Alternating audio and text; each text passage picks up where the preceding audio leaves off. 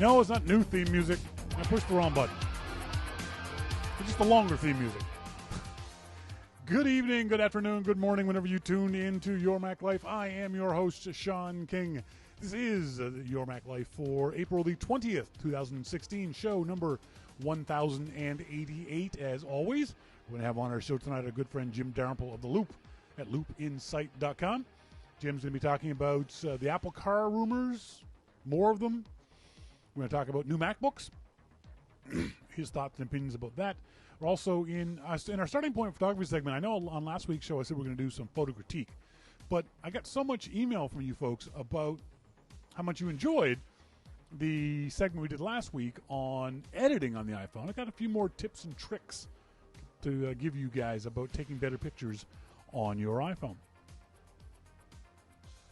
People in the IRC chat room, in the Telegram room. By the way, IRC, if you want to join us in the IRC, yourmaclifeshow.com, right there at the bottom of below the video. Monty has set up IRC, really, really simple for you guys. Or if you'd like, join us in the Telegram room. Telegram is the other chat app we use. The Telegram room is open 24/7, 7 days a week. 24/7 is 7 days a week, yeah. It's open all the time. Anyway. So here, folks in the IRC chat room, I'm talking about the AC units. They're all bragging how they have AC units. Yeah, shut up. For most of us here in Canada, we don't have AC, especially in apartments. And so usually it only gets really warm in Canada in like mid-July, August. But it's gotten really warm in my apartment. It's only about 70 degrees outside, but it's 84 in my apartment. So I've got several fans blowing air around over here, and hopefully, as folks have told me, you guys can't hear the fans, which is good. I'll have to get one of those portable AC units, but they're like $400. Damn things aren't cheap. But if it's going to be like this for the rest of the spring and summer, I may have to get one. I may have to fork out for a real AC unit. Yeah, I loved having AC when I was living in the U.S. It was, well, mandatory, especially when I lived in Nashville. It was definitely nice. This is a story that some of you Americans might be interested in, but it definitely is a big deal for those of us who are subjects of Her Royal Majesty Queen Elizabeth, who is celebrating her 90th birthday tomorrow. Happy birthday to Queen Elizabeth. That's just amazing. She's 90. I think she's been queen for more than 60 years, going on 65 years. I met the Queen once when I was a kid, probably 12 or 13 years old. And I met Charles and Diana when I was 15 or 16. Diana, actually, the reason why we met Diana was because my baby sister Melanie was on my shoulders, and they were in Bridgewater, Nova Scotia, Charles and Diana, for a visit. And my little sister, she was 6 at the time, just screaming at the top of her lungs, "Princess Diana! Princess Diana! Princess Diana!" Just for like a half hour because they were walking the rope line. And she screamed the entire time.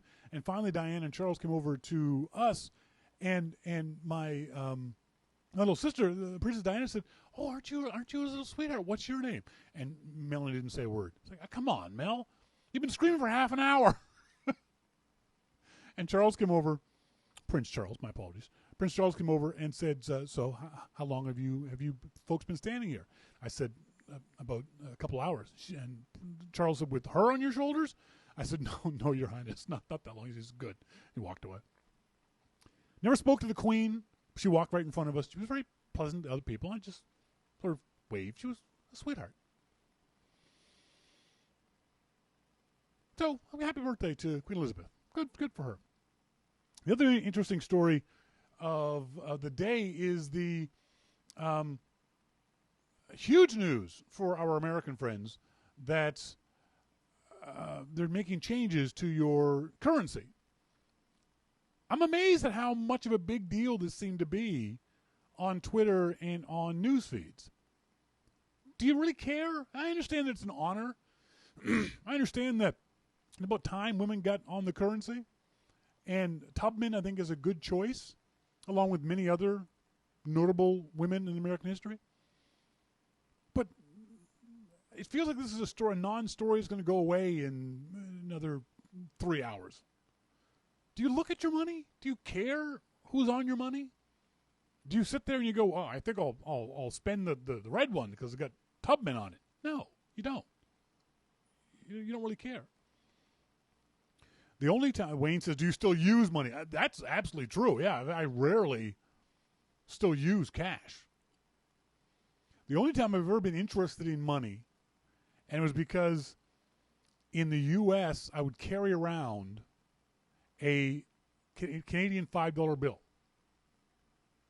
And the reason why was because this is what a Canadian $5 bill used to look like. Whenever we talked to Americans about the difference between Canada and the U.S., one of the things I always said was that in America, baseball is your national pastime, right? Yet in Canada, hockey is our national pastime.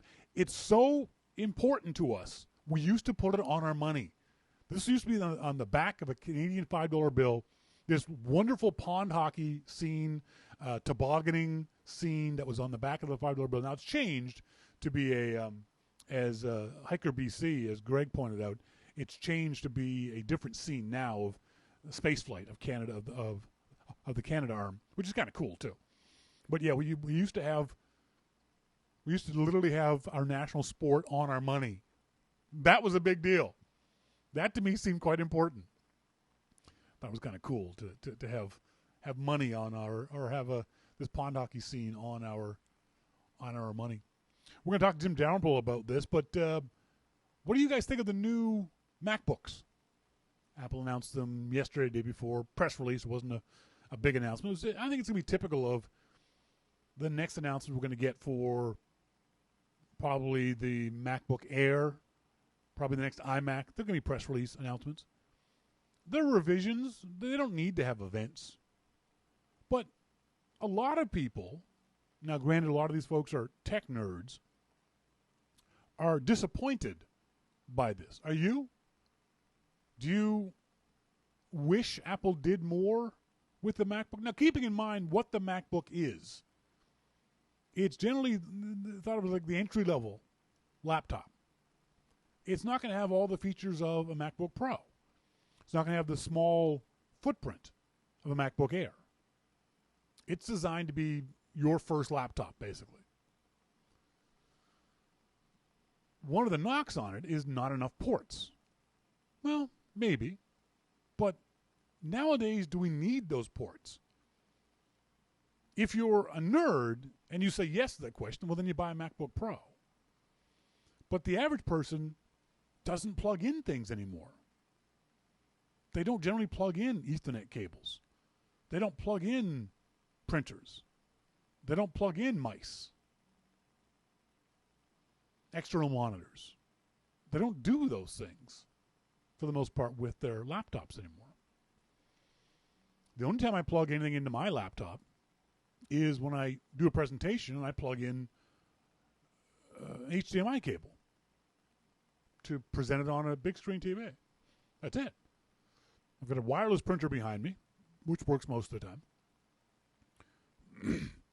If I need to plug in a hard drive, I've got a USB port, or I can access it wirelessly through my iMac.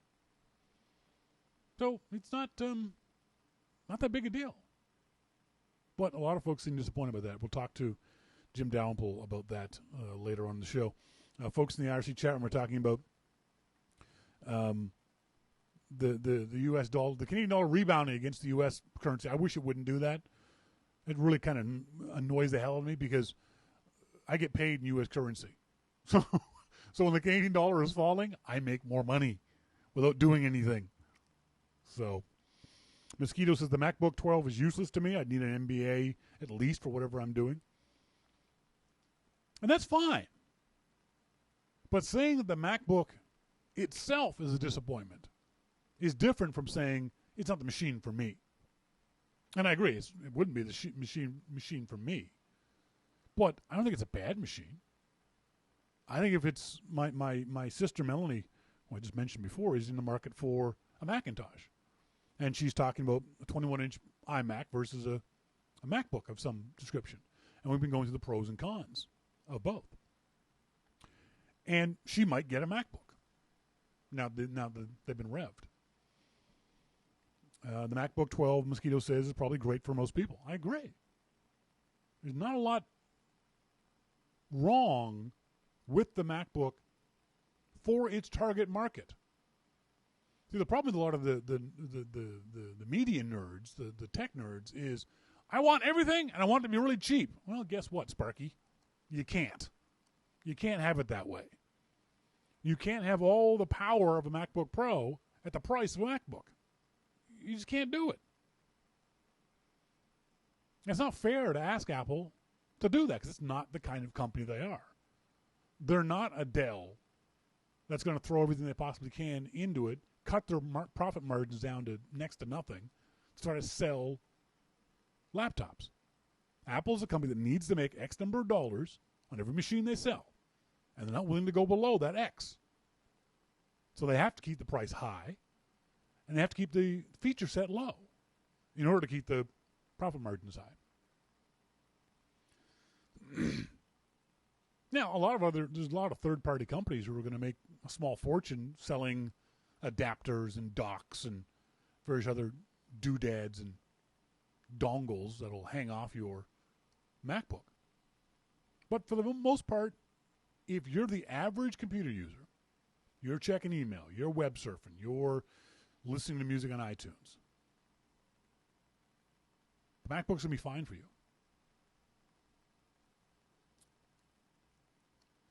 Mosquito points out, Shawn, our money is like our monuments, which is why that issue is so important. I don't know if I'd agree with that, but yeah, I see what you're saying. I understand what you're saying.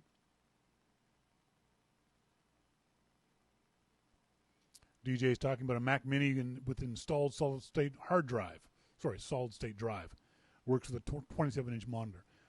That's a good choice, too. If my sister had an external monitor that she wanted to use, I'd say get a Mac Mini instead of getting a iMac, but she doesn't have an external monitor. As always, folks, we encourage you guys to send us emails to onair@yourmaclifeshow.com. If you have any comments about this, I know our friend Lauren Finkelstein is buying one of the new MacBooks. Are one of the new MacBooks in your future? Is it something that you think is going to be of value to you? Or are you waiting for a new MacBook Air or MacBook Pro or a new iMac? All things I think will get revved between now and the fall. I think Apple's going to announce new versions of all those things. I don't think any of them are going to be spectacular changes either. I think they're all going to be incremental upgrades. More RAM, better processor, same or lower price. But don't expect a whole lot of big, huge changes out of the Macs in the next 8 months. Later on in the show, we're going to talk in our starting point photography segment about how you can take better images with your iPhone. iPhone's a great camera for a phone, but you can make it a really good camera if you know a few more tips and tricks. I talked about editing on last week's show. We'll talk about actual picture taking on this week's show. But up next, we're going to talk to our good friend Jim Dalrymple of The Loop at loopinsight.com about the Mac, about the new, let's try that again. We're going to talk to Jim Dalrymple of The Loop at loopinsight.com about the new MacBooks and about all the rumors about the Apple car. All of this and much more. This is Your Mac Life.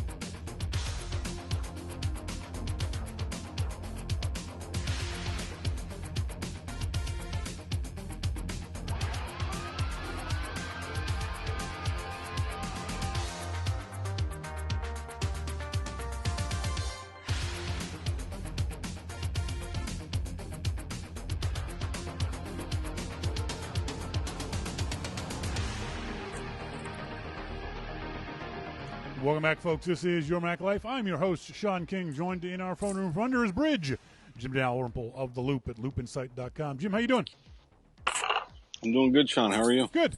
The new MacBooks, we've been talking about this in the pre-show and just for this segment, that they seem to be okay machines. I mean, they're air quotes, just MacBooks. But it seems like a lot of folks evince some sort of disappointment in the new MacBooks. What do you think?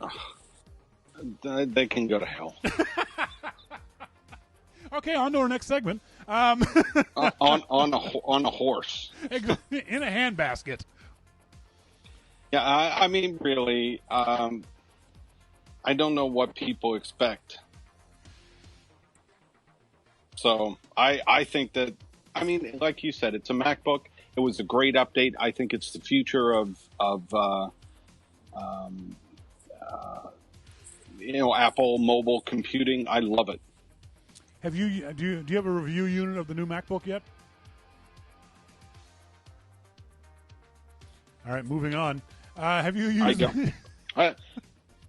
No, I'm sorry. I lost you there. Sorry. Has Apple given you a review unit of the new MacBook yet? No, do you own a MacBook? Or, Yes, okay. Yeah. I have one of the last generation.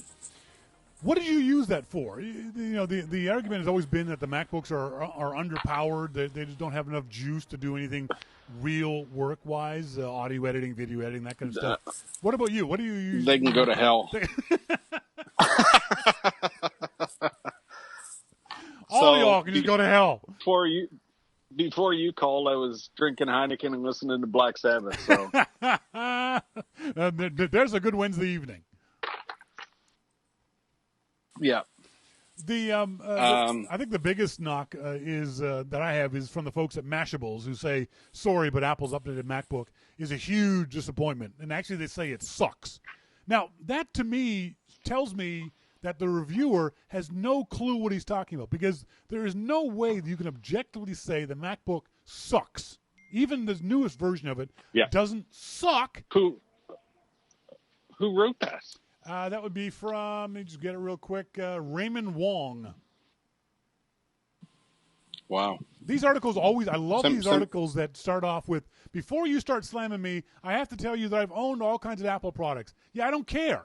I don't care if you owned other Apple products. It doesn't prevent you from saying something stupid. Send me that link, will you? I will. I'm going to have a couple Heineken and then read it. The knocks on them are always the same too. It's that it doesn't have enough of this, and it costs too much, or it's not a MacBook Pro, and it doesn't cost $500. It seems like a lot of these tech reviewers don't understand who the target market for the MacBook is. Well, they don't understand Apple, I guess. I mean, to answer your earlier question, what can you do with it, or what do I do with it? I have run Pro Tools on a MacBook Air. Wow. So for somebody to tell me that these machines are not powerful is just incredibly stupid, because I've done it. Yeah. Now for graphics and things like that, not being a photographer, I'm also graphics challenged. But, I run Pixelmator on it. I do all kinds of images and, so that stuff works for me all the time. I don't have any issues. I don't understand what it is specifically that people find upsetting about these updates. But it's the same with the iPhone, and it's the same with iPads. Yep. iPads in particular. But if an iPhone isn't radically redesigned, people say, "Oh, well, that was a disappointment." Have you seen what they did to the inside of this phone to allow you to run bigger and better and faster apps and get more work done? I have issues. I have issues with people. They can go to hell. It seems like this is, and we've been talking about this for you and me personally for 20 years now. It seems like these people who review these products don't review them for the market that they're targeted at. They review them Right. for themselves. For example, one of the complaints that Wong has, he says the single USB-C port isn't even Thunderbolt 3. Well, the average user doesn't even know what Thunderbolt 3 is, let alone have peripherals that would require it. Yeah. So you can't knock the MacBook for being something it's not supposed to be, which is a professional desktop machine. Yeah. Well, I mean, there are machines that people use for different purposes. Now, I used Pro Tools on a MacBook Air. Was that my choice? No. Yeah. That was out of necessity at that time. So am I going to go out and buy a MacBook Air and run Pro Tools on it and record? No, I'm not. I've got a 27-inch iMac. That is my machine to record. So, when I use my MacBook, it's my everyday machine. Yeah. One USB-C port, perfect. That's just what I need. One port. Do I plug my phone in? Not unless I have to, which is very seldom. Yeah. Do I plug anything else in there? Not unless I have to. Most of the time, it's for charging. Yeah. I charge it, then I unplug it, and it goes all day for me, and then I plug it back in again. Very seldom do I ever need to plug anything in. Now, there are legitimate cases where people either have to plug in or want to plug in to their laptop. That's perfectly fine. You can make a case for that. Then the MacBook is not for you. Personally, I would not want a bigger MacBook so that I would have extra ports to plug things into. Yeah. I want the mobility and the size that the MacBook is with that beautiful keyboard. That's what I want. And it is the perfect machine for that. So, people that are saying, oh, well, it's not this and it's not this. Well, it's not supposed to be that. Yep. Maybe you should go get a MacBook Pro, where you would also find a lot of problems with, I'm sure, because you find problems with one of the most beautifully designed laptops there is on the market. Now, MacMan says that the biggest complaint I've read in various forums is what you just mentioned, the single USB port, USB-C or 3 or whatever it might be. Yep. And I understand when we, the techno-literate say this, but when you talk to average people, they don't plug very many things into their phones, into the laptops anymore. I don't plug very many things in. I really don't. Yeah. I have a few wall plugs, and I plug in the wall plugs in different places, and that's where I plug things in. My phone lasts all day and then some. Yeah. So I don't need to plug my phone in. My iPad, sometimes I forget to plug that in, but I will plug that into the wall before plugging it into the computer. Yeah. What else is there that you would need to plug something into for a mobile computer? I don't really know what that is. So I don't find that a valid complaint, only because if you know that you're going to want to plug 5 things into your computer and have it be an octopus all day long, then that computer is not the one that you should get. Yeah. It's not that Apple's screwing users. It's that they have different product lines. This one does this. If you want one with more ports, they have one of those. Yeah. Go buy it. Oh, but then it costs too much then. Well, that's not my problem. Get a better job. Exactly. It's like people saying, I want a car that's the price of a Volkswagen Beetle, but I want a Ferrari engine in it. Well, guess what? You can't have both. Yeah, I really don't understand. And maybe it's because this one fits my needs perfectly. Yeah. That could maybe I'm biased, and because this one does fit my needs. So. Whatever. Do you think we're going to see upgrades to the rest of the Macintosh line before, say, American Thanksgiving in November? Will we see new Airs, Pros, iMacs?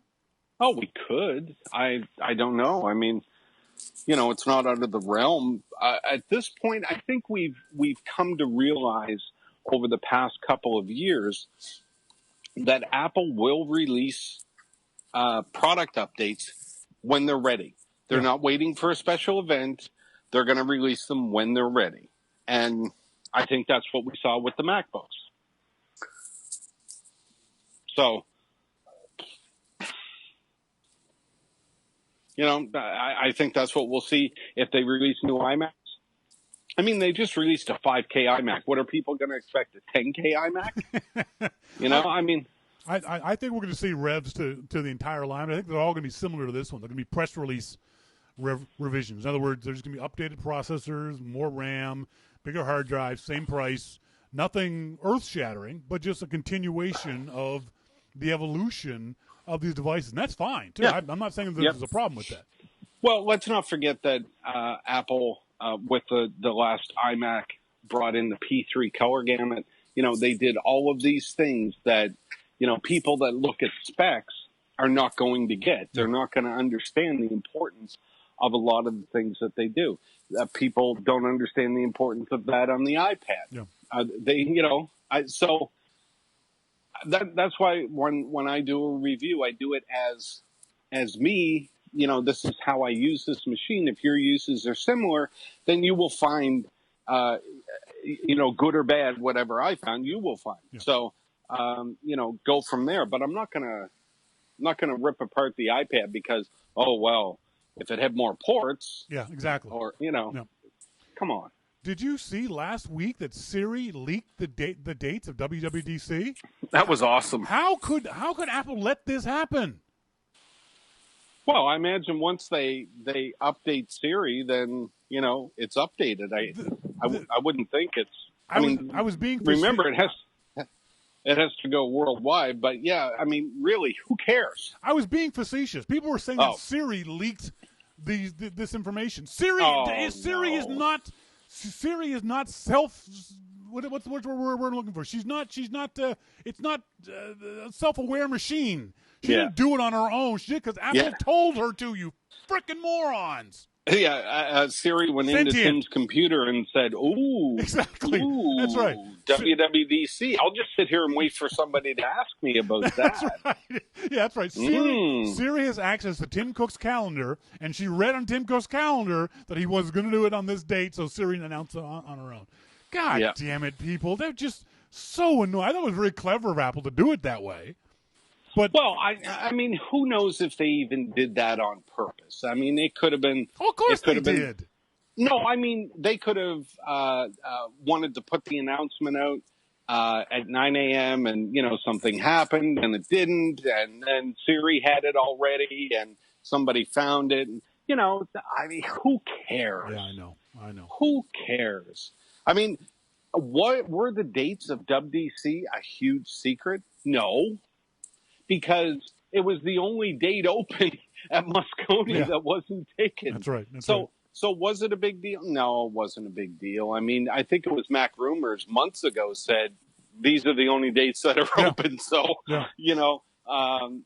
this will probably be when WWDC is. And as it turns out, yes, they were absolutely right. And a good little bit of investigation on their part, and they found the dates. And good for them. Does it matter that Siri announced it? No. Yeah, you know what? I don't give them much credit for that because it's easy to go to the MosconeCenter.com and look at their calendar. It's not rocket science. Nobody else did it. So, that's because most of the Mac media are a bunch of morons. That's why. Credit where credit is due. I like them over there. I think they do a good job. Oh, they do. I'm not knocking them for that, but I'm saying that this was. I'm not going to give them a whole lot of credit for doing something. Well, I mean, it wasn't. I'm not saying it was Watergate. I'm saying that they did a good job. I mean, exactly. Now, speaking of that, it is interesting that Apple has moved the keynote from the Moscone to a larger location. Hopefully, that means that Apple is allowing more developers. I think that's one of the big problems with WWDC is that there are so many tens of thousands of developers who want to go that they've had to have this lottery system. instead of a first come, first serve. Now, there are knocks in the lottery system, too. Do you see a problem with it? Well, I mean, you could see a problem with anything that Apple did in this kind of situation, but there's one fact that remains. They have room and resources for 5,000. Yeah. They have, 100,000 or more that want to come. Yeah. So no matter what you do, I mean, for a couple of years they did the, come in at this time and sign up. Yep. And it was, at 3 a.m. in Europe, and that wasn't fair. Yeah, it was a disaster. And, and then the next year they put it in Europe time, and it was 3 a.m. in California, and that wasn't fair. Now they do a lottery system, and I don't know what else they could possibly do. I mean, people say, well, why not invite 20,000 developers? That's great to say, but there's a finite amount of resources that Apple has. I mean, they could get a bigger venue than Moscone. They could do all kinds of different things, but they only have so many people. Yeah. And let's not forget that during that week, they still have a company to run. Yep. Yeah, they don't. So, Apple doesn't shut down like they do at Christmas time for WWDC. They're still running the company. Yeah. So, I feel bad for the developers that want to go, that can't. There's not a lot I can see that Apple can do. I mean, I know a lot of us, like me, stopped buying tickets so that, actual developers could get tickets. That was in the past. I don't even know if I get one on lottery now. Yeah. But, what are you going to do in this type of situation? I don't know. Now, one of the things I've seen people suggest is that the tech media, in general, bloggers, shouldn't be allowed to attend developer conferences like this because they're taking away a space from a developer. Do you agree with that? Well, there's a couple of things to that. First, media is invited by Apple to attend the first day. So that doesn't take away any space from developers. True. From that point on, only badged developers can get into the sessions. Yep. And I don't know of very many press, unless they're developers, that would actually go to those things. That's why I stopped buying a ticket. Yep. Because I don't go to the conferences, the sessions themselves, because I don't understand them. So there's no point in me wasting a ticket when somebody else could use it. Yeah. And, we all know that these sessions are supposed to be under NDA, although, people blog about them anyway. Yep. So I never posted anything. It didn't make any sense for me to have a ticket. I don't think that there are very many people that take a ticket and don't use it, media. Actually, I think there's quite a few. I think there's all kinds of media who, that's why you see a lot of these leaks, because they're leaking stuff they get from the classes, from the sessions that they go to. I wouldn't say that you should block bloggers from going, because to get a ticket, you have to sign up to be a developer.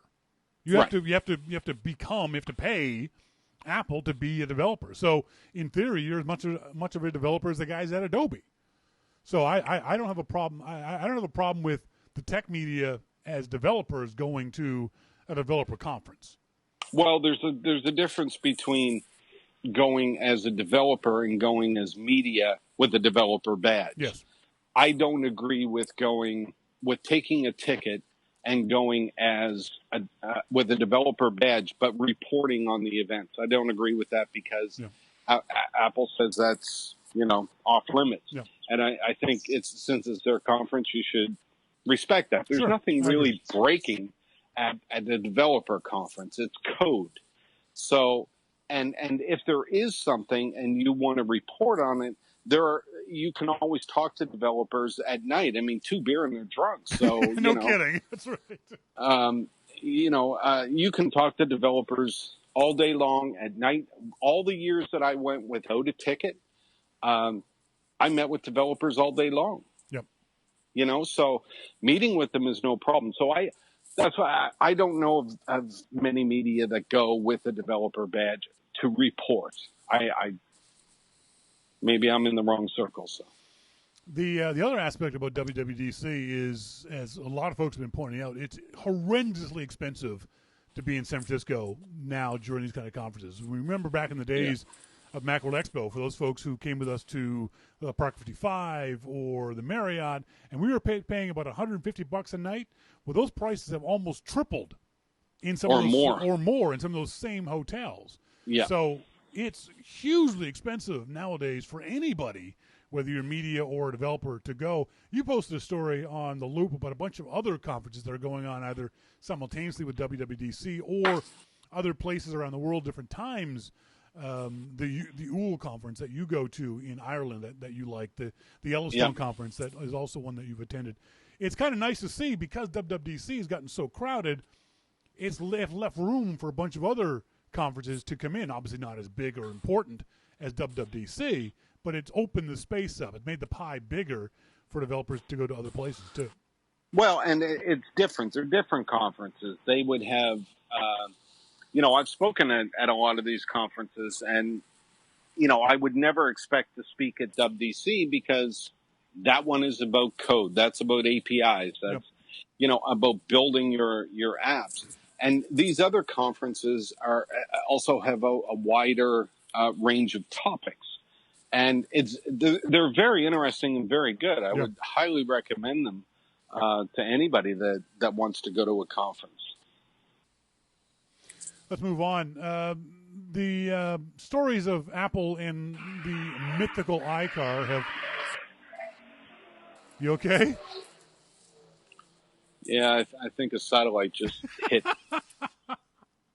The stories of the mythical iCar have been running rampant over the past few weeks and months. Today there was the story, and this just utterly killed me. The story that Apple has ended talks with BMW and Daimler Chrysler over new vehicle cooperation. This has to be the funniest story I've read all day, if only because the rumored Apple car Apple has ended rumored discussions with BMW and Daimler over rumored cooperation over who's going to build the car. I mean, does it get more down the rabbit hole than this? Yeah, I don't know where you're going with this line of questioning. Well, I understand that, but there's so much, and I hate this line, there's so much smoke. Is there fire, I guess, is what I'm asking. Well, yeah. I think there is. Really? Yeah, I think that there's definitely some smoke there. I mean, but you got to look at it the right way, and I don't think that people are. Okay. Like anything that Apple does, we know that Apple is investigating different things, Sure. A lot of different things. Most of them we don't even know about that they're investigating. So is it possible that Apple is investigating a car? Sure it is. I mean, yeah. There's very little that you could say that is Apple investigating this that I wouldn't say, yeah, probably. Yeah. I mean, Apple is looking at different ways to improve segments of the market. Now, when Apple was coming out with a phone, what did everybody say? What did all the incumbents say? Oh, Apple shouldn't enter the phone market. It's a tough market. Yep. Well, yeah, and that's what they're saying about the car, and that's what watch people say, and that's what, tablet people say. And it's what everybody says. Oh, Apple doesn't want to come into this market because they'll never make it. Yep. And that's coming from GM, who recalled 24 million cars 2 years exactly. ago. Like they know everything about making cars. Right. I mean, No, Apple is going to investigate all kinds of different things. And the ones that make it, make it. You know? I think one of the things that fascinates me most about this whole market segment, cars, electric cars, self-driving cars, is I don't think we as a society have decided where we want the car to go yet. I think that there's so many people, there's a good segment of the market who are like you and I, Jim. We like to drive. Yeah. We enjoy getting into a well-made vehicle with got a certain amount of power and going down the road. There's a larger segment of people who don't like to drive and only use their vehicles to go from point A to point B. Well, they can go to hell. That's true. And the problem with those people is that once they get to point B, their car sits there and does nothing. So if you drive your car to work, it sits in your company parking lot for 8-9 hours.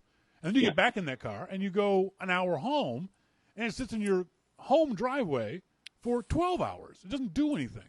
So maybe Uber, a bigger idea of Uber, of maybe one car for a neighborhood, or a bunch of self-driving cars that will come along and pick you up as you need to go, or greater public transit, or electric. I think that's part of the problem, is that we don't know where cars are going to go in the future. We can assume electric is going to be a common theme among all these vehicles. We can assume that self-driving, certainly at least in the idea of trucks and maybe taxi cabs and public transit, will be the way to go too. So I think Apple really can't do a whole lot until we know where the future of the car is going. We didn't know where the future of the phone was going until Apple told us either. True. Yeah. Fair point. You know, I mean, and I think that's what Apple looks for. What market can it get into where it can really make changes? Yeah. Now, is that the automobile market? Who knows? Who knows? I don't know. Tim Cook knows. Yeah. I don't know. I still think that Apple itself is not going to build and manufacture cars. I believe Apple is going to cooperate with another company, whether it be this BMW, Daimler Chrysler bid, or Honda, or somebody else. They'll build the car, and Apple will build the software for the car. Yeah, whether that car is electric or self-driving or whatever it might be, I think that's where Apple's going with all this. That's reasonable too. You know, because it's not something you can rule out. And I wouldn't say that one possibility was any stronger than the next. Yeah. You could have said that about the phone too. Much cheaper, obviously, but you could have said it about the phone. But look at how many processes Apple has invented for manufacturing. Yeah. To get what it wanted. I mean, maybe that's what it wants to do. I mean, can Apple sell 10 million cars a year? Holy God. Maybe. Brian Monroe in her Telegram room says Foxconn will build the Apple car. I think Foxconn will physically build it, but somebody else needs to design it and develop it. Foxconn is not an engineering firm in that regard. They take the plans they already have that they're given to them, and they build that thing. So Foxconn is not going to be the engineering group behind the car. I think no, but Foxconn isn't the engineering group behind anything. I think that's what Brian's saying. Foxconn will build the car. Yeah, Apple will give them. Yeah, Apple will give them all the specs that they want, and Foxconn will build it. I wouldn't eliminate that as a possibility either. You know, I just think that Apple is working on a lot of things. The thing I have always holds me back about any discussion about Apple building a car, however we envision that in the future, is we only buy cars once every 10 years. Some of us. You know, for the most part. That's the average lifespan of a car is 10 years. Can Apple build a huge business? Because Apple will only deal in huge businesses nowadays. Apple's not going to be running around selling 30,000 Teslas like Elon Musk feels he can. Apple's got to sell 1 million, 10 million of these things a year. And I don't know if they can do that. I don't know if they want to do that. So I'm not sure what's going on there. That's part of the process they're going through right now. I agree. Folks, if you haven't had a chance, head on over to aboveavalon.com. Who is that guy, Above Avalon? Horace Didio, is that him? I can't remember who the guy is. No. But it's a really interesting story about the car's iPhone moment. Aboveavalon.com. Really interesting story if you get a chance to check that out. Folks, I've been talking to Jim Dalrymple of The Loop at loopinsight.com. He's here each and every week. Thanks, Jim. Thanks a lot, Shawn. See you next week. Bye-bye. Bye. What are your guys' thoughts on Apple cars, on whether Apple will build one, and what shape that will take? Will it be electric? Will it be self-driving? I think those are the two key things. And like I said, I don't know that Apple can drive the market. It certainly can't drive the market to self-driving because there's way too much governmental infrastructure that's got to be put in place before we get to self-driving cars. Electrics, they could certainly do. They could certainly contract with somebody to do a Tesla-like vehicle with Apple's hardware inside of it. Someone else will put the wheels on the chassis and put the batteries underneath the seat, but Apple will build the dash. I think that makes more sense than Apple building a self-driving car. Self-driving cars, I can't see happening for another 10 years. Not personal vehicles. I can see, I don't know if you saw the story a few weeks ago about the companies in Europe that did the very first cross-Europe trip. Now, again, it's not a whole lot of distance, but this cross-Europe trip with semi-trailers. I think it was 3 or 4 semi-trailers, nose to tail. And there was a driver in each one of them. But the 3 of the 4 were self-driving. So there was a driver in the front of the convoy, and he was dictating the speed and the roads that the convoy was going on, and the self-driving cars and trucks and behind, 18-wheelers behind, followed the lead vehicle. I think that's going to be more common and more likely than anything else. Here in Vancouver and like a lot of other cities, we have, for lack of a better description, self-driving light rail transports. Our SkyTrain doesn't have a driver in the front of it. It's all computerized. It pulls up to stops by itself. It does its own speed. It slows down when it needs to. It speeds up when it needs to. It's a self-driving train. Those things, I think, will happen before you and I get self-driving cars that we can just sit in and have it take us to work or the grocery store. I think that's more likely. On air at yourmaclifeshow.com. If you have any comments about this or anything else that we talk about on the show.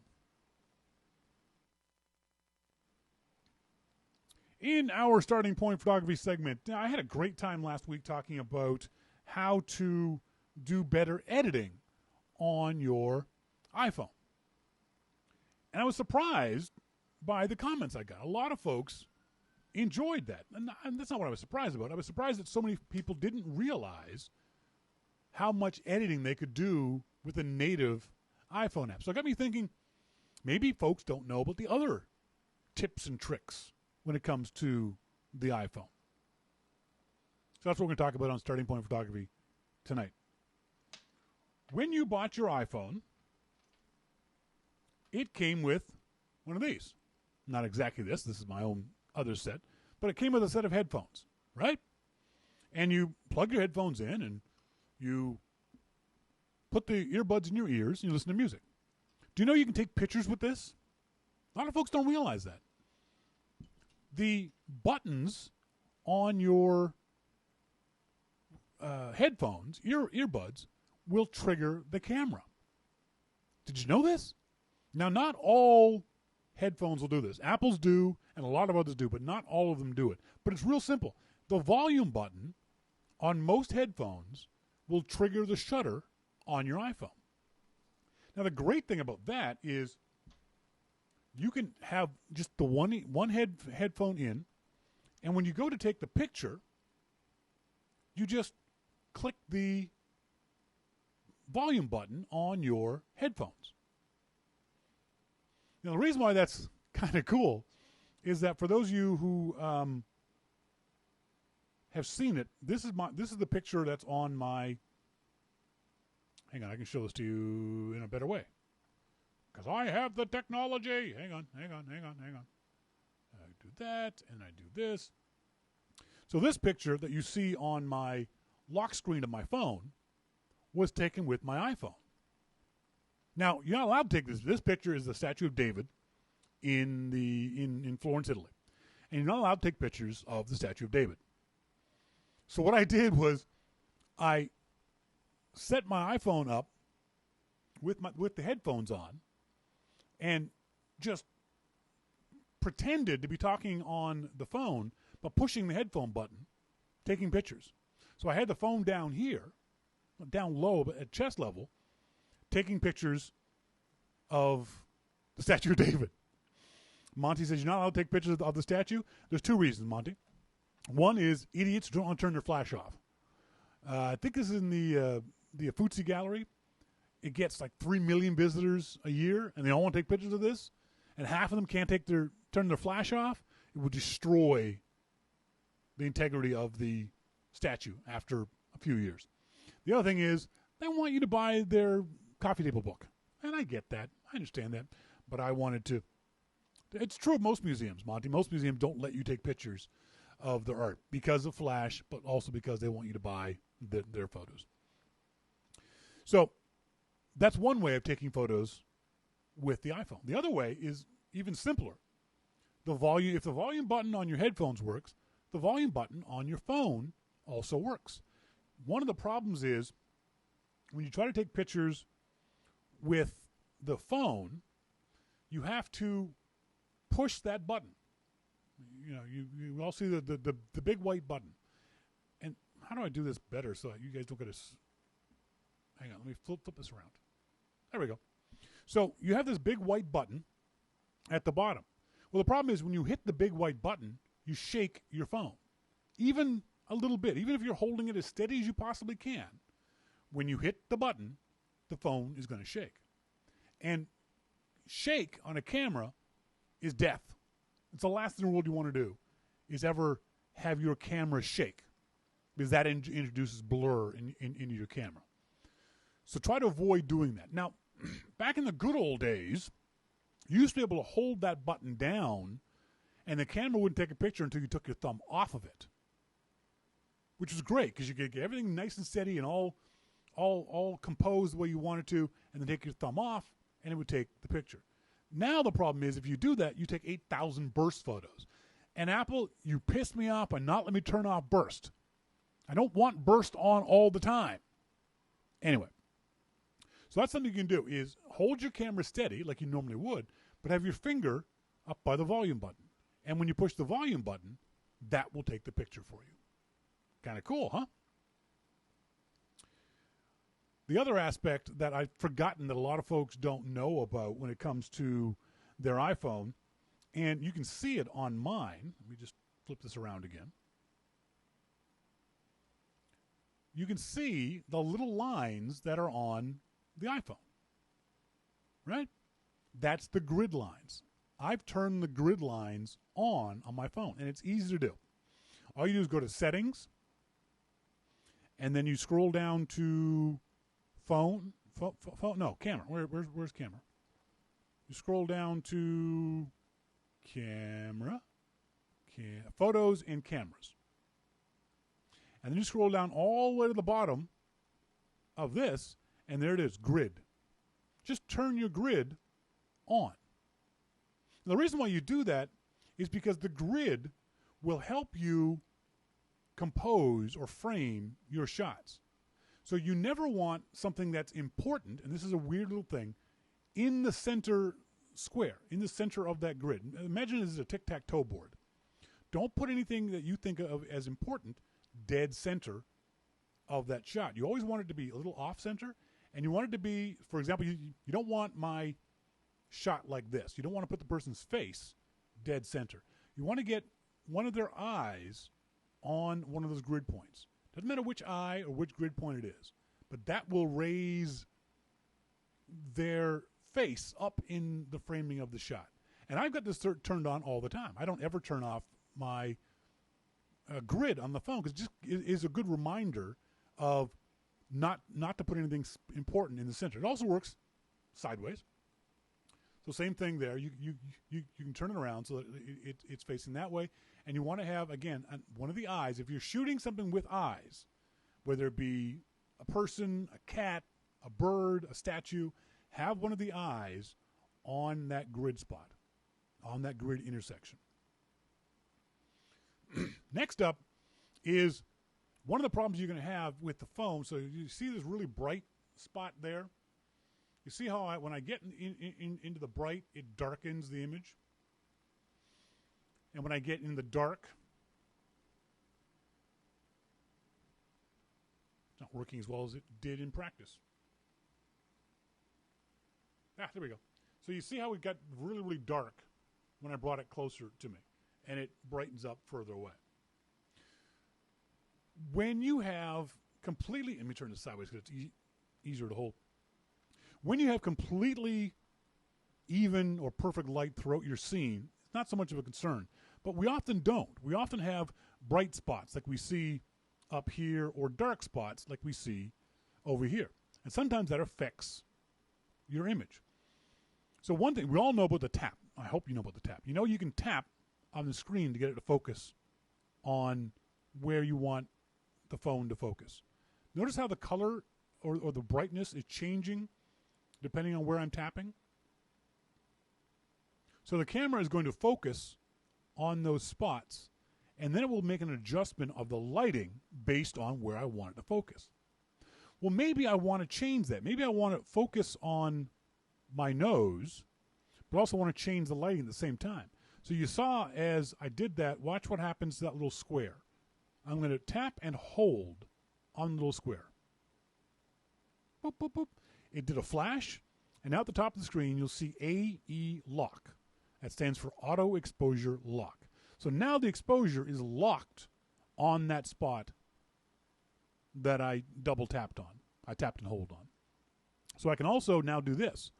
I can scroll my finger up the screen to get it to go brighter. I can scroll it down the screen to get it to be darker. So if you're taking a shot, let me turn this off, and it's not bright enough, you can tap and hold and then scroll up to make it brighter. See the difference in the shot? I can tap and hold and then scroll up to make the scene brighter, or scroll down to make it darker. If I go back this way with the dark background behind me, the same thing. If I want to make the background lighter, tap and hold, and when I scroll up, you see how the background got lighter? Now I got too light. Or I can make it darker. It's real easy to do these kinds of things excuse me, with the phone very, very quickly. And once you learn how to do this, it becomes second nature. I now pick up my phone and immediately know, okay, there's a bright spot there. Don't put the important thing in the center. Tap on this to focus and then scroll my finger up and down to get it exactly where I want it to be. Real easy to do. Real simple stuff to do.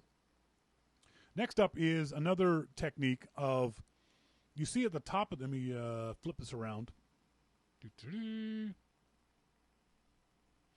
I rarely use square shots, but you can. That's scrolling along the bottom of the screen. I get photo, I get video, I get slow motion, or I get time lapse.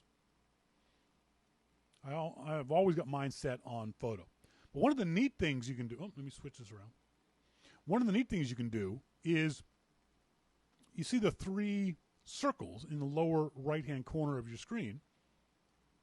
Now I have 9 images. And these are the different filters you can add to your shot. And you're not going to use these in every single shot. They don't necessarily work in every single shot. But now I can shoot in mono. I can shoot in transfer mode.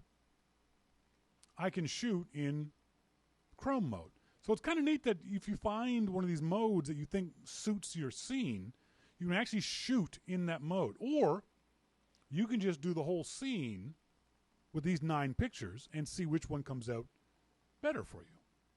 Center is always none, and you process, transfer, instant along the bottom, chrome and fade in the middle, and mono, tonal, and noir on the top. And noir is kind of fun. You can play around with it, and all the same features work in these filters. So now I'm shooting in noir mode. I can do the same auto brightness, auto exposure lock. I can lower the exposure or increase the exposure as I see fit. So give that a try when next time you're playing around. Play around with some of those filters. Next up is the top of the screen. You see that there's a shutter function for not self-portraits, but a timer button. So there's off, 3 seconds, and 10 seconds. That's at the top of the screen. You've also got, excuse me. Now, I did not notice that before. Only on the front-facing camera do you have the flash in the upper left, and flash can be auto, on, or off. I've almost always got mine off. And HDR can be auto, on, or off, and I've always got mine set to on. HDR stands for High Dynamic Range. And what the iPhone does is it kind of fakes HDR. So I can't get this a little steadier for you guys. I keep shaking it. Sorry. Get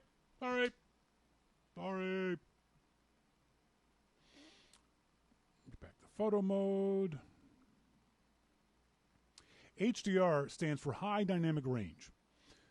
What that does is there's three basic ways of looking at a scene. There's the highlights, or the bright areas. There are the low lights, or the shadow areas. And there's the midtones, or the middle average areas. What HDR does is it takes three separate pictures. One exposed perfectly for the bright area, one exposed perfectly for the dark area, and one exposed perfectly for the middle area. And it merges all three of those together to get you a better looking shot, or a shot more representative of the scene that you're shooting in. That's what HDR does. So for me, you might as well leave HDR on, because if it's supposed to give you the best possible shot, use that. Now, there are other ways of doing it with DSLR cameras where you actually take three different pictures. But the iPhone fakes HDR by taking three different readings and applying them to the one picture. It doesn't take up any more space on your camera than any other photo does, unless you tell the camera to do that. I tell it to throw away the non-HDR version because there's no point in keeping the non-HDR version. So there you go. Hopefully that's a little bit more information about how to shoot better images with your iPhone. A couple of ways of holding it. Oh, that's never mind. So look at the different ways of triggering the shutter. Try to avoid tapping on the screen because that's going to cause blur. Use the volume button or use your headphone button. And look at different ways of editing the shot or looking at the shot using the filters either beforehand or afterwards.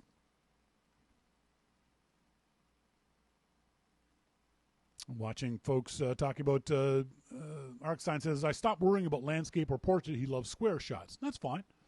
There's nothing. I always tell folks, shoot the way you want to shoot. If you want to shoot video that's vertical, go ahead.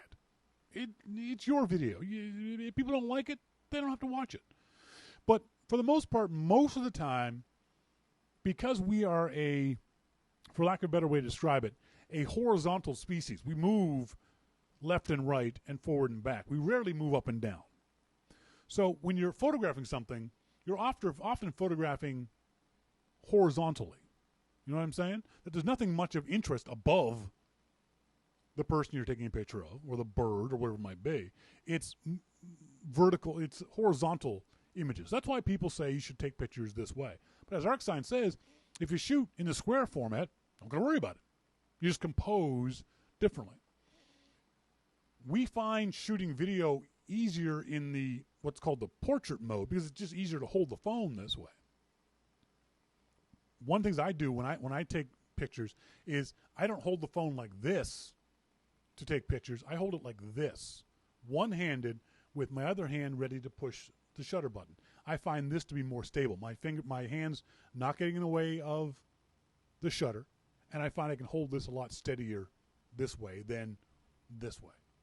So give that a try too. Give that holding technique a try too, and see if that makes any difference. It works for me. It works really well for taking pictures.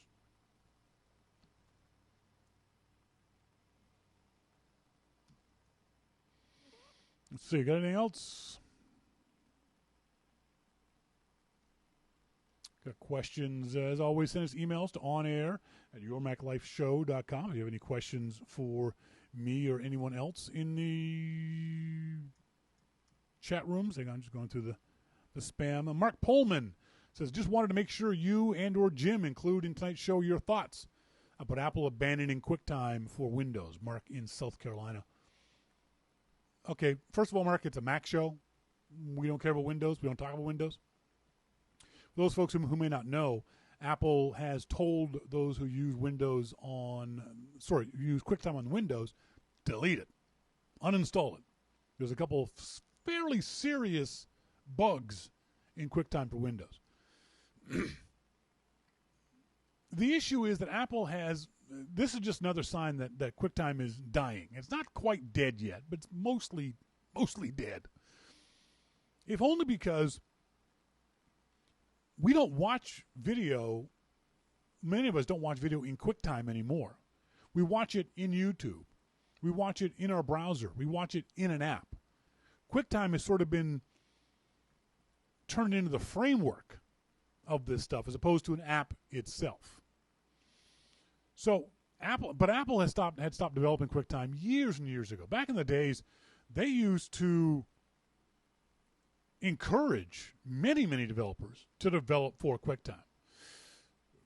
The day before QuickTime 4 came out, the head of Apple's QuickTime marketing called me up and said, "Don't tell anybody this, but we're going to bring out QuickTime 4 tomorrow. It's going to be able to do streaming. We want you to use it." I said, "Oh, wow, that's fantastic. What do I need to do?" He said, "Well, you need to get a QuickTime streaming server." I was like, "I don't know what that is." He said, "Well, we're going to announce this tomorrow, but it's a $5,000 server." I'm not doing that. He said, "Why not?" So I don't have $5,000 to spend on a server so I can run your software. At the time, we were using Real Audio software, and it was free. So I was like, I'm not going to do that. He said, "Oh, okay, well, let's see what I can do." Monday, I get an email that says, Apple is shipping me a QuickTime streaming server. This was $5,000 worth of gear. It was a G3 at the time. And I was like, oh, cool. So Apple is really pushing folks to develop for QuickTime. There's a company here in Vancouver called Totally Hip Software that built their entire company based on QuickTime. There's QuickTime Broadcaster, which was a big deal. Apple asked me to use that to broadcast our show. When QuickTime brought in Video iChat, they asked me to use that on the show. And I did. I used all this stuff. And it was really exciting. You could see what all the cool stuff that QuickTime could do. But then just sort of just lost interest. Someone at Apple, some grown-up at Apple, lost interest in QuickTime. And for the most part, it hasn't been, I don't even know when the last time QuickTime was updated. MacMan says, I use the hell of a QuickTime 7 player still. Yeah, so do I. Oh, yeah, don't get me wrong. I still use QuickTime 7 all the time. I edit video in QuickTime 7. I edit the show in QuickTime 7. I need to add video or take out audio or compress something, I'll use QuickTime. But for the vast majority of people, we don't use QuickTime anymore. It's a dead technology from Apple's point of view. And it's a shame because it did have a place at one point. And a lot of folks built businesses around it, and Apple's sort of leaving them out in the cold.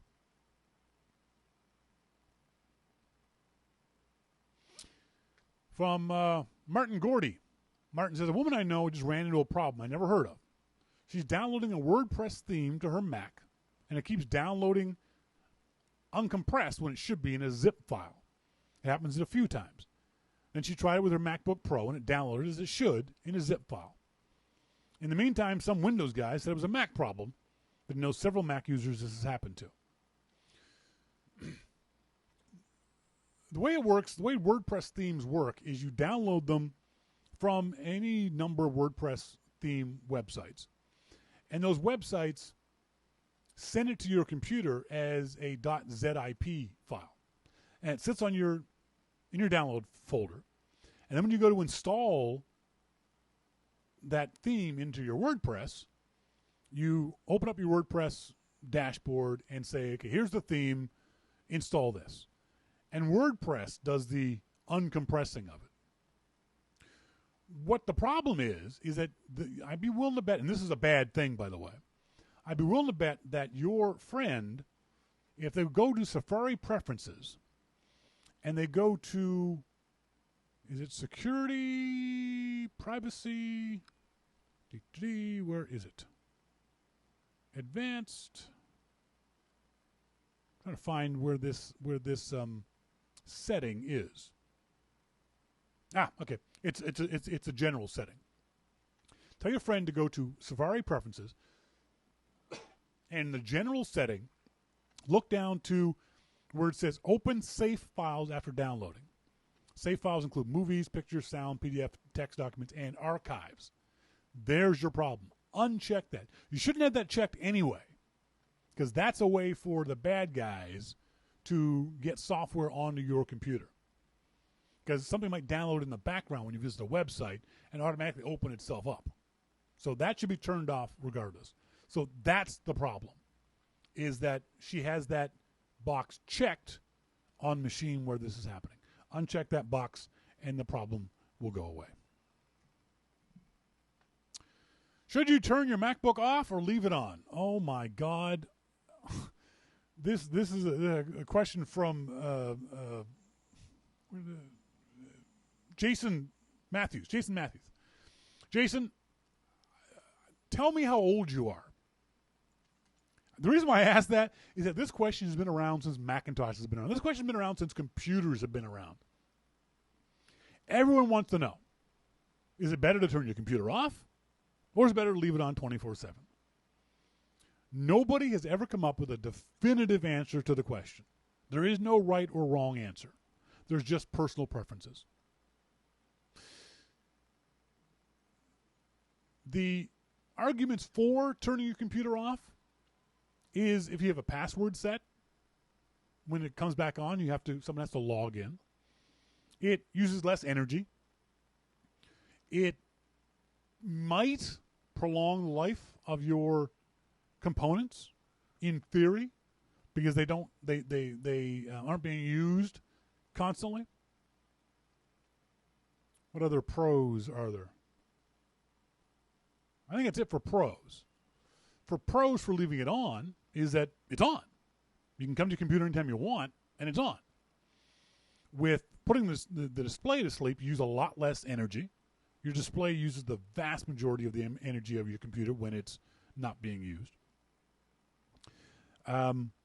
There's an argument to be made, and again, it's not a very good one, that the process of turning it on and turning it off, or heating up and cooling down the components, is a bad thing because things expand and contract. Wayne says, with SSD and such, takes no time at all to cold boot these days. That's true. Turning it off and turning it back on again happens. God, many of us are old enough to remember when you'd go into the office and you turn your computer on in the morning, you then go make coffee. Because it would take that long. You could literally make a whole cup of coffee, talk to your fellow employees, flirt with the secretary, come back to your laptop or come back to your desktop, and it was just finishing booting up. Nowadays, it takes seconds, under a minute, for most computers to boot up from being turned off. Monty says, my dad powers his Mac off every night, no matter how many times I tell him to leave it on. That's what your dad wants. Doesn't matter. He's not hurting it. He's not doing anything bad to it. He's just turning it off. That's fine. Arcsign says, I just disconnect my whole house from the power grid every night before I have my last Red Bull. That might be a little extreme. But it's a personal preference. It really makes no difference whatsoever to the lifespan of your computer. It's not going to make it last longer. It's not going to be less.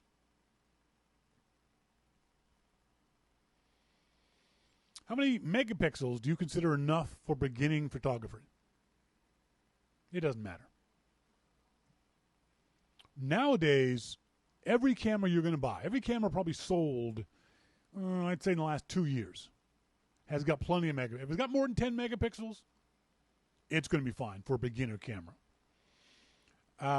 Megapixels don't matter anymore. As a matter of fact, getting too many megapixels is a bad thing nowadays. Think of that pixel as a physical object, and it's on a sensor. Nowadays, the sensors are, say it's the size of a postage stamp. Okay? Say there's 10 million megapixels on that postage stamp. Would you like 10 million big megapixels or 10 million tiny megapixels? And that's the problem. If you take that postage stamp and put 15 megapixels on that postage stamp, the postage stamp isn't getting any bigger. So megapixels have to get smaller. So for the same physical postage size stamp sensor, the more megapixels you jam on that thing, the smaller the megapixels are going to get. And there comes a point of diminishing returns where the megapixels get too small and actually make your photography worse, not better. So right now, 10 and above is fine for the average Canon, Rebel, average D3300 Nikon, the average Olympus. Don't worry about megapixels. The most important thing now is to learn how to shoot better. I keep beating this horse. You can take good pictures no matter what camera you have if you know how to shoot. Megapixels don't matter. The only time megapixels matter is when you get to a higher level of your skill as a photographer. So maybe now you want to print off great big huge pictures. You want to have a wall-sized mural. Then megapixels matter. Or you've got an image that you want to crop in real tight and still print off. Then megapixels matter. But that's a more advanced level of photography than a beginner. Beginners, 10 megapixels and up is fine. Doug Pasnak says in the Telegram room, weird interpolation artifacts with too small pixels, if I understand the problem. Exactly. The problem is we're getting so many megapixels jammed in such a tiny, tiny space, it's starting to cause problems with your image quality. And the image quality is degrading. So if you take a Canon Rebel, it's like the Canon Rebel doesn't have 20 megapixels because Canon knows it's a waste of time. There's no point in putting that many megapixels on because the camera is not going to matter. MacMan, pixel density matters. Exactly. There's your issue. There's your issue right there.